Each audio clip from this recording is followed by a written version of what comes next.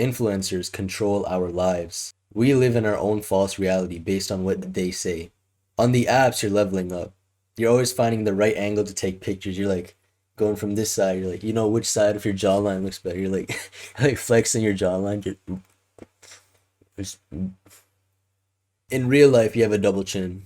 You're just putting your head higher. My name is Benit, and I'm going to be helping young men and women achieve what they want in life through self improvement. We are what we believe we are.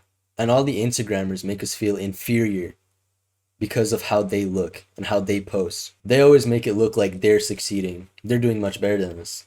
And in reality, they are, but that's because of us. We think that we suck because we didn't win the genetics lottery, because we don't have hollow cheeks, because our jawline isn't like tight. It's like, it isn't like perfect. We're not built.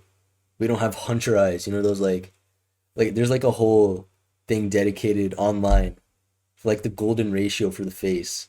You may have acne. I have acne. I'll be honest with you. This camera doesn't show all of it, but I have acne right here. I got a bunch of that. I got a new little pimple. Got a new little pimple like right here. Reality sucks, which is why we love going to video games and to Instagram and to TikTok for a false version of reality, our own safe bubble in which we don't have to leave. We feel so safe in there because we feel perfect. We feel like we can fit in with the others who are also perfect. In reality, you're just showing what you achieved on Instagram. Think about it. When you take pictures for something and you post it, where is it usually at?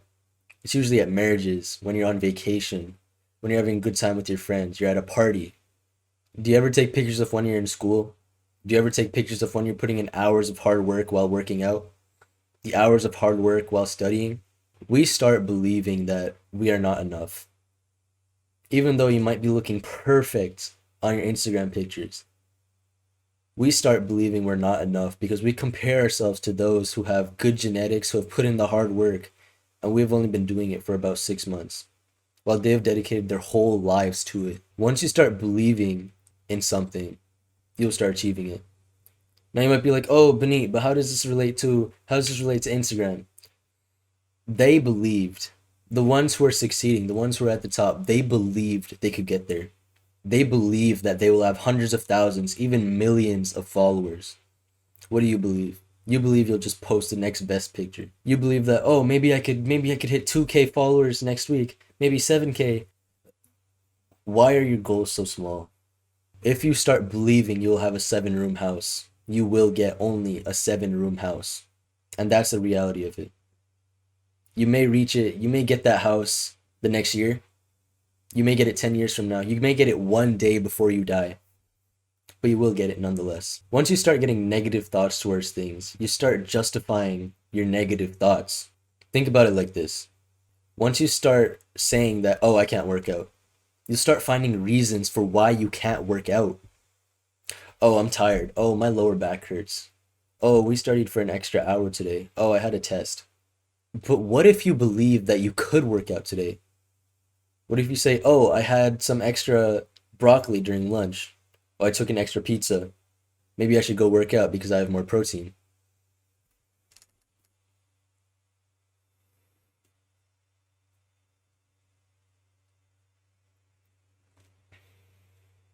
In the Matrix, actually wait. In the Matrix, the main characters offered a blue pill and a red pill. Now, if you watch the movie, you know what I'm talking about, but if not, I'll explain it. The blue pill is going back to the same safe reality that the main character was in. In the Matrix, the main characters offered a blue pill and a red pill. And if you know the story, then you know how I'm going to go on with this. But if not, I'll explain it. The blue pill is going back to your same safe bubble reality. You feel safe, you're following trends, you constantly go by what others are doing. You're like the 99% of people on this earth. You may think you're special, but in reality, you're no different from those other people. The red pill, however, is finding the truth. The red pill is seeing that this world is not just following what the big people do, what the tribe leaders do. The red pill is becoming the tribe leader. The red pill is changing your entire life. Now, I'm going to tell you a story of Plato's dungeon prisoners. So, Plato had set up 3 prisoners in a dungeon. He had tied them up, and made it so that they couldn't move their neck or any part of their body. They could only see a wall in front of them. And on that wall was the shadow cast by a fire directly behind the three prisoners. So these were three prisoners, and there's a fire right behind them. And there would be shadows right on the wall in front of them. People would come behind, not making any noise, and they would start casting objects in front of the fire to make shadows. Now these objects could be sticks, it could be dead birds, it could be, stones, anything. What these prisoners were seeing was their reality. Now they went on like this for almost 20 to 30 years, for their whole lifetime. That's all they were living. But all of a sudden, one of the prisoners, it broke free. They went to go see the grass, the leaves, the trees, the colors. They went to see 3D objects for the first time. That prisoner was in shock. He did not know there was so much more to life as he knew it.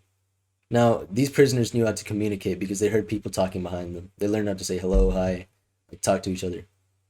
So the prisoner went up there, he explored. He explored for a bit. And he came back down excited.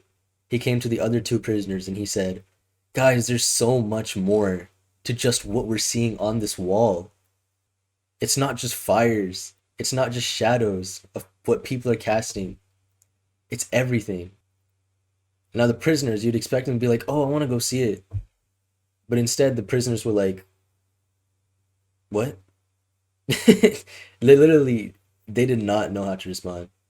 They didn't believe anything the prisoner was saying. He thought he had gone crazy. We are locked up by these type of social standards. What those prisoners are doing are exactly what you're in right now. What the rest of the world is in right now. We are looking at shadows cast by the big tribe leaders. Those people behind casting the shadows, those are the influencers. They're controlling what you think. To break out of those social standards, to break out of this cycle of repeatedly being cast new things and getting information that you don't even need, you need to realize that you are stuck in a prison. You are stuck in this dungeon. You are tied up. And you probably did. And you're already at step one. The next step is breaking out of those chains. Michael Stevens, a popular YouTuber, widely known as Vsauce, had a very big question in mind. He asks, "Who are you? Really, who are you?" And I might be thinking, "Oh, I might be my memories, what I've done in the past." But he had disproven this by meeting a man who had lost all of his past memories, everything he knew about. He only knew basic tasks. He knew what a pen was. He knew that you write with this, but he didn't know what it was. Like, why do we write with it? He knew basic language, but he forgot about the wife he married, the kids he had. He forgot about his family. So we're not the memories we have, but maybe we're the body we're in. Maybe this the skin, maybe these teeth, eyes, maybe that's me. But no, your cells get replaced every 2 to 3 years, I believe. He even proved this by falsifying people's memories. Michael made people believe that they went on a hot balloon air ride at the age of 5 and they had lost something, even though in reality they had done nothing like that. So we're not our memories, we're not our physical self. What are we? You are the stories you tell yourself. Not the memories you had, not the things you did as a child, 3, 4 years ago even, yesterday. You are what you think you are. You are unable to rise above how you see yourself. So how do you see yourself? You might be indulging in habits such as gaming, scrolling on TikTok all day, not doing anything productive, maybe just doing your homework. That's the only thing you do. Sure, maybe you're in a sport, you do track. But because of all these negative habits that you have, because of all these things that you do that you aren't proud of, you start seeing yourself as lower than everyone else. How will that make you succeed? So the first step in holistic self-improvement, this is step 0 actually. The step 0 is your self-esteem. What do you believe you can do? How do you see yourself? Do you see yourself as that weak, timid child who always seeks help from others? Or do you see yourself as that strong individual who wants to lead, who's able to conquer missions? There's a term in which psychology affects physiology. So the way you think affects the way you act. Now, if I think I'm up here in terms of everything, you might think this is ego. Like, oh, you can't think you're higher than shut up, bro. Yeah, you might think, oh, this is ego. That's not self-esteem. That's just ego. It's not ego unless you tell other people. If I start believing I'm up here, I'll start acting like I'm up here. Now, for the first few seconds of the video, I was kind of looking down, close body, not really maintaining eye contact, lowering my voice. How does that make you feel? Do you feel like I'm not a leader anymore?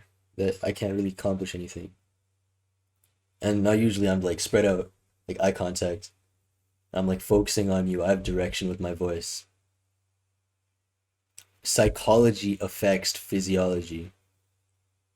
And it's also the other way around. You've probably been told if you smile, you'll be happy, and that is true. And you also smile when you're happy. It's a reverse order.